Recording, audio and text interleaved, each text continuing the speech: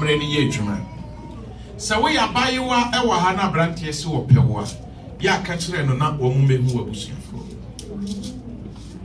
We ya brantie wa ha na se wo pa abayewa bia. Ya mo involve mo mpanifo. Ebie mo masan ya Kristofo nti mo san wa abusua ye asori abusua. Mo san mo asafo amane. Nipa ne bebre hunu obi omko ware ye bibia wi no mo bebo asori amane. When they are coming, they come with their dates and time. May ya wedding date to say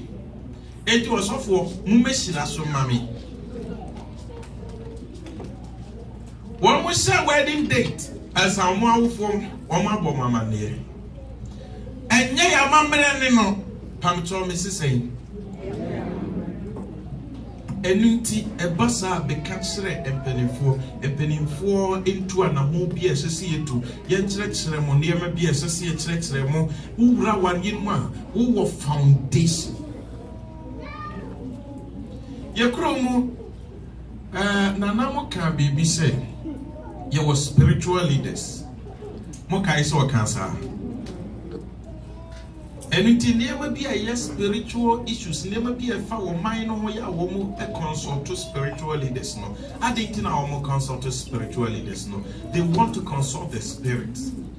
na honhom na kasade we ye kuro mu ha munye mo ya ye musu obi ani wa se ye kasade bi ye musu a na obeye ye kasa eda we ye mfa nkonwire mu wokwa obesia bibia nipa mfa nkonwire mu free se obu amamre ahonhom no akasa enya sa de amamre te ade no sa nipa koro no a so wa befa Yesu Kristo na se ye ka kire wo se sa wo som a waba mu honhom wom. There is a spirit in this religion enunti waba no wo ye bibia consult no maninchira wo sa hayitia ho we ye ka we ya amamre we ye achiwade wo de kamea mempe na a Christopher ye consult to Holy Spirit mama ye sacha ya din de ye mfa sa amamre yatiase eye sa eboa ma wonyi che eboa ma konkan eboa ma woni ma totɔ ne kwan no ye kuro ma bi free band ye consult to spirits dada eju be yo Christo ni na ka se consult to Holy Spirit enya de yate ase ye nim how to consult spirits enunti wa be yo Christo ni na say we have a spirit, consult him enya de so wakatra o sa mempa ye nye wakati o se eda we mi hia wo dan we mu a wo bekọ sa na ye tete yen ya mamre no ye nim we African ni na obe yo Kristo ni na wankọ heaven na utiri mode eye niema kitikiti ye kro mu ye ni tare ayese ene ye se obi an South African way osofo we na me nsa so osontie no na me so me de ejimani me de radio se wa menye biase we ya esemi say ye Ghana fo atare nenso wukọ Ghana mu a we ye hefo atare eye north ma wo say ye wontaria kosi say ye san so nim nipa botia eye wo mo dia wo Kristo ni Bible say ye nche tinene atare wo tere say sanya ya mamre mu ye wo ye ntare no sa na obe yo Kristo ni ya wo ye ntare enti uka Africa need Ghana need obe yo Kristo ni a akanya din so beti sa concept na se ye wontare bi wa wo sa ye bu dwamamboni won ko sen kan say Kristo so bo makoma yate ase ye kuro mu ye nim se wei eye north for na se wei eye wei mu na se wei mu ye Ghana for atare enunti ye kasa Kristo for dress se ya anka o Kristo ni e wo free Ghana everybody enya wo den wonni mu se a Kristo for your dressing wo ko outside your dressing no a wonye Kristo ni moma yemfa ya mamre na yemfa som Awurade yate ase sani ameka bi anya de my kind trust him assembly Ruth chapter 4 verse 7 eno na na ye kan ye Osi enso etie ene nsesan ho amane ya akane no na ewo Israel nie obi ahwehwe ne yonko obi ese asem bia den oyi ne mpaboa e de ma ne yonko na yei enana wode ye adansie ewo Israel Eradi asemni se Israel mo na se nipa bi any will be a agreement a strong agreement na ba ko yi ne mpaboa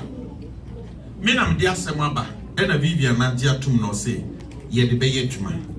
enti me pesa me tsire Vivian se asana me de bae no waje atum onso pesa tsire me se waje atum na dance for na ye de bibi di adanse a me woro me mpaboa de ma no na otia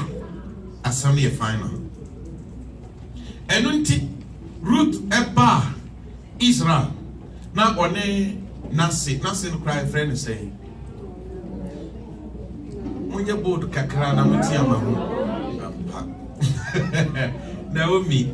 omo bae na Ruth ye anyakunu na Boaz pen Boaz enso enuru ne so sa ono no eso ware Ruth kunu ewu entina se Boaz you can say Boaz abusuafo a enumu na Ruth kunu no free no wo mu bi eware Ruth na yedinum panimu tinlia owo hwa efre na busuamu jefo a aduru ne so no ona also ware Ruth na ansa na obetumi aware no gese otua bibi enunti Boaz nso ka baayewa no anu wa hu se enuru ne so ware no entina eso consult back no a Christopher saade no awoye no ye mu bebre nim yo ade bi obi dia anya ne dia na wa to ne duro ofa e obi dia anya ne dia no asend di ofa ye nya ne sa onu sa me pa ba yi wei enso obi na seso oware no enti me kwa consult no ofre no en wo se o ese no na yeso oware abai wei nanso sese no woni wa obi ani ho woni okwa na ese ware no abusuam wo na aduru wo so nanso se ense to o masase no na si Naomi to masase bi to oto atuaka oto pe abayiwa ne ka ho na wa ware no papa no hwe ne niemu ma no se da bi mitumi nyesa mempe se me to na me ware abayiwa yi e ka ho enti se opa fa ozo me mepe I had to say, Ranty and Upo be I so to an among Matas here. When each one say Boaz go to an among one who's a oh, who know baby, a sister what they call what they call it. Or then one was a baby and quack can say, what? But to an among, I thought sister open it, yeah. And your father or say, near my young lady, my Roman Pabua is here. And I'll run in Pabua at the man, and yes, sir.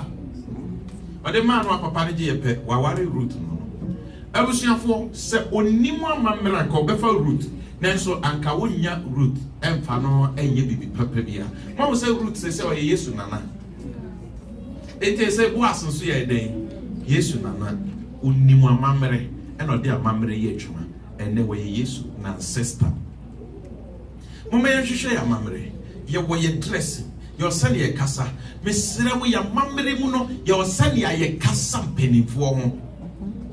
ya mamre mu no ye fa benkum anyi bibi free pani ho America to me sisa wa mamre sa so ma America kwan oba America o ya ti asie America ha no omo wo mamre ni se atu afra. Yes, amamra e wa hano no atu afra obi amfo bia ho